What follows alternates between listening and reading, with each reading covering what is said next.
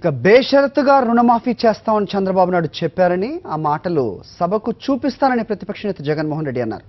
ఒకవేళ బాబు ఆ మాట అనలేదనంటే తాను రాజీనామాకు సిద్ధమని వైఎస్ జగన్ సవాల్ విసిరారు.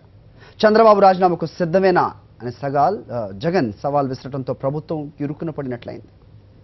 చంద్రబాబు నాయుడు గారు అన్న మాటలు నేను ప్లే చేస్తా.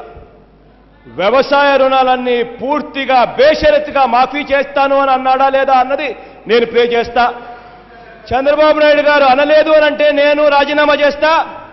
చంద్రబాబు నాయుడు గారు అన్నారు అన్నట్టుగా ప్రూవ్ అయితే చంద్రబాబు నాయుడు గారు రాజీనామా చేస్తాడేమో. సిద్ధమేనా అని ఛాలెంజ్ చేస్తా ఉన్నా. నేను ఛాలెంజ్ విసిరాను అధ్యక్ష. ఇంతమంది మంత్రులు ఉన్నారు ఇక్కడ.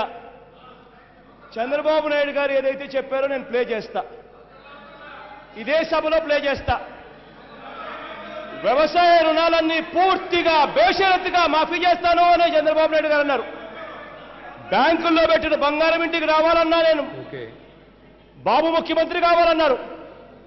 ఆ రోజు చంద్రబాబు నాయుడు గారు అన్న మాటలు తీసుకుని నేను ప్రతి సభలోనూ చెప్పా.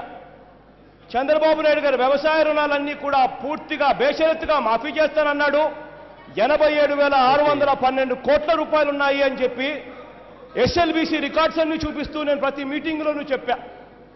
చంద్రబాబు నాయుడు గారి దగ్గర నుంచి ఎప్పుడూ కూడా డినయల్ రాలా.